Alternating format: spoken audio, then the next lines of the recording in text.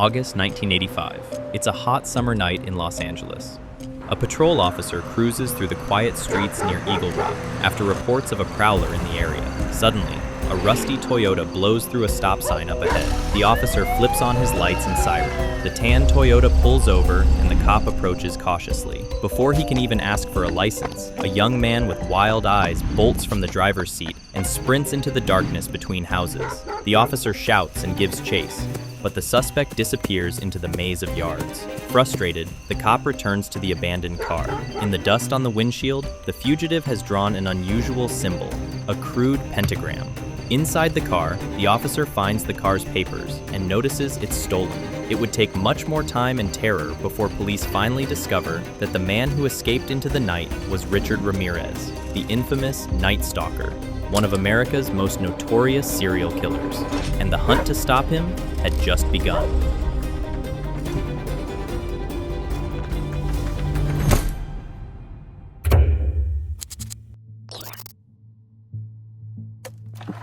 The 1980s were the golden age of American serial killers. Jeffrey Dahmer, John Wayne Gacy, Ted Bundy. But even among those names, one stood out for his sheer randomness. A killer who didn't stalk one specific type of victim, but anyone who happened to leave a window unlocked. He was the Night Stalker, Richard Ramirez. Unlike Bundy's polished exterior, Ramirez looked like something out of a nightmare. Tall, thin, with tangled black hair and rotting teeth.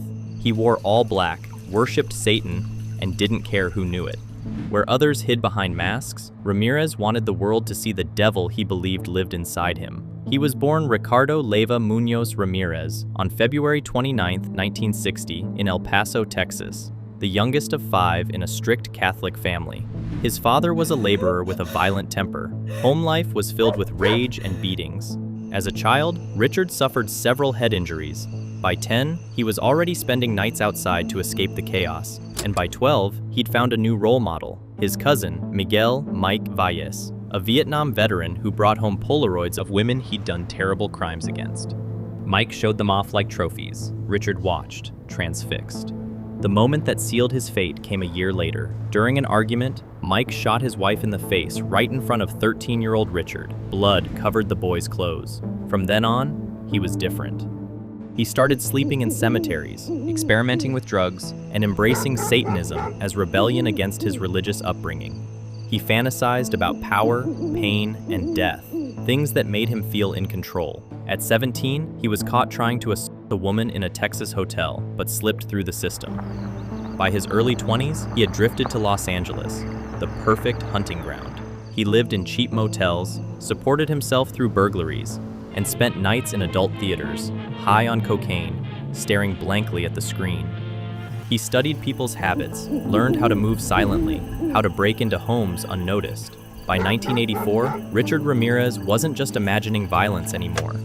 He was ready to act on it. Before we get into the Night Stalker's crimes, something just came across my desk. It is perhaps the best thing I've seen in the last 6 months. Raid Shadow Legends is a massive, dark fantasy RPG where you collect and command hundreds of unique champions from over a dozen factions. As a 3D expert, I have to say the game's graphics lately have been insane. And right now, Raid is celebrating its 7th anniversary, and they're going all out with endless rewards. If you're a new player, by downloading through the link in my description, you'll instantly unlock a brand new legendary spirit tank, Pelops the Victor. He's from the newest faction in the game, the Argonites, and his magma shield is basically a cheat code for carrying your team. Not only that, by using my specific link, you're triggering a tiered $200 anniversary package. You'll start with the legendary Krok'mar the Devourer, and as you hit level milestones, the game just keeps feeding you. Epic skill tomes, 500 energy, another epic champion named Galapo the Recluse at level 25, and a massive 7 million silver by the time you hit level 35. You're essentially being handed a high-level account's resources just for playing. For veteran players, Raid is currently crossing over with Assassin's Creed. You can get legendary Ezio Auditore for free, no strings attached, just by logging in for 7 days. Between Pelops, Krok'mar, and Ezio, you're starting your journey with a full squad of legendaries for 0 effort. Scan the QR code on the screen or click the link in the description. Use code RAID7 and get that head start while the anniversary window is still open. Thank you, Raid, for supporting the content. Now, let's get back to the Night Stalker. June 28, 1984, Los Angeles. A 79-year-old woman named Jenny Vinkow is found in her small apartment in Glassell Park. The window is open. The knife wounds were so bad, it killed her on the spot. Police can't make sense of it. No motive, no pattern, nothing stolen. For nearly a year, the killer stays quiet. Then, in March 1985, the nightmare begins again. In Rosemead, Maria Hernandez pulls into her garage late at night. A man in black steps out of the shadows, raises a gun, and fires. The bullet ricochets off her car keys, saving her life. He goes inside and shoots her roommate, Dale Okazaki, dead. Less than an hour later, another woman, Veronica Yu, is pulled from her car in Monterey Park and shot to death. 3 attacks in one night. The press has a name for him now. From that moment, the city becomes a hunting ground. He breaks into homes from Los Angeles to the San Gabriel Valley. He kills with whatever he finds: a hammer, a tire iron, even a machete. He leaves pentagrams drawn on walls. He doesn't have a type. He kills the old and the young, couples, families, anyone unlucky enough to cross his path. In Monrovia, he attacks 83-year-old Mabel Ma Bell and her sister, leaving them tied on their bed. One dies, the other somehow lives. In Monterey Park, he stomps Joyce Nelson to death, leaving the print of his Avia sneakers on her face.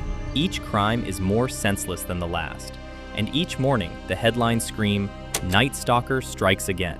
People start sleeping with lights on, nailing windows shut, buying dogs and guns. Los Angeles becomes a city afraid of the dark. Detectives Frank Salerno and Gil Carrillo lead the investigation. They notice familiar details: the same .22 caliber bullets, the same shoe prints, the same cruelty. But the killer crosses city and county lines, striking at random. In 1985, police departments didn't share information easily. The Night Stalker uses that chaos to his advantage. Every crime leaves something behind: a casing, a footprint, a terrified witness with a vague statement. But the pattern stays the same.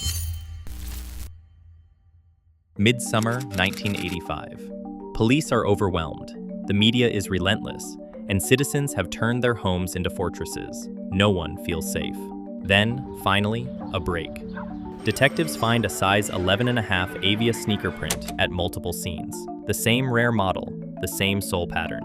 It's the first physical link between attacks. And then comes something even more valuable: a survivor. On March 17th, Maria Hernandez, the woman who survived the bullet in her garage, describes the man in vivid detail: tall, thin, dark curly hair, bad teeth, a foul smell, wearing black. Her description gives police the first real sketch of the Night Stalker, and she isn't the only one who lived. A few survivors recall the same chilling details: the eyes, the voice, the pentagrams. Detectives Gil Carrillo and Frank Salerno piece together a suspect profile: a man who moves easily between cities, who steals cars and ditches them after every attack, who thrives on fear more than money. The case explodes when the killer travels north to San Francisco. He murders Peter and Barbara Pan, then scrawls a pentagram on the wall. The bullets match the Los Angeles murders, proof the same man is terrorizing 2 cities. But then, San Francisco's mayor, Dianne Feinstein, reveals those exact details at a press conference. There's a $10,000 reward for any information which can lead to his arrest and conviction. Ballistics on the weapon that killed both Mr. and Mrs. Pan out on Eucalyptus over the weekend are the same ballistics on, I understand, more than a dozen murders. It's a mistake that almost ruins everything. Ramirez, watching from afar, throws his Avia shoes off the Golden Gate Bridge that night and swaps weapons. He knows the police are close, but he can't stop. A few days later, in Mission Viejo, he breaks into the home of Bill Carnes and Inez Erickson. He shoots Bill 3 times in the head and Inez. She survives and gives police a perfect description of her attacker. A teenage neighbor, James Romero, also spots the man's orange Toyota and writes down part of its license plate. The next day, police find the car abandoned. Inside, they lift one clean fingerprint from the rearview mirror. It's a match to a drifter from El Paso, Texas, Richard Ramirez, 25 years old. They finally have a name, a face, and a record. The Night Stalker's photo hits every newspaper and TV screen in California. The next morning, Ramirez steps off a Greyhound bus in downtown LA, unaware that his own face is everywhere. He sees people staring. He glances at a newspaper stand and freezes. There he is, on the front page. He runs. Neighbors chase him down, armed with pipes and sticks. He's beaten to the ground in East LA, bloodied and desperate. When police arrive, they find him on the ground surrounded by people waving that morning's paper. He looks up and says, "It's me." After months of fear, the Night Stalker is finally caught. August 31st, 1985. For the first time in months, Los Angeles sleeps without fear.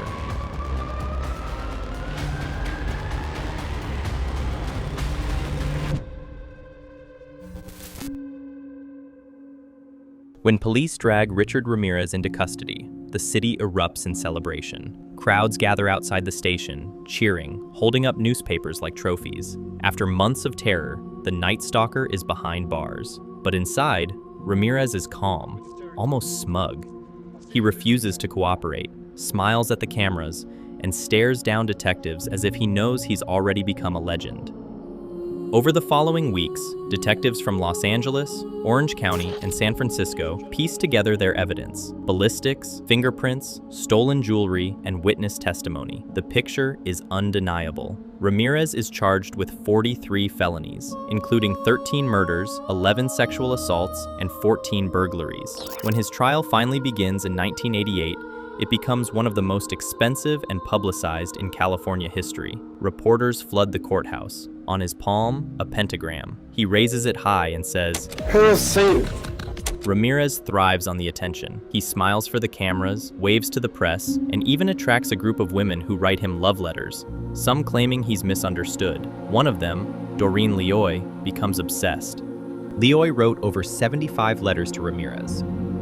But the trial continues. On September 20th, 1989, the verdict is read. It is the judgment and sentence of this court that Richard Ramirez shall suffer the death penalty. This penalty is to be inflicted within the walls of the state prison of San Quentin, California. Guilty on all counts. Ramirez shows no remorse. Instead, he smirks at the crowd and says, Big deal. That's always went with the territories. I'll see you in Disneyland.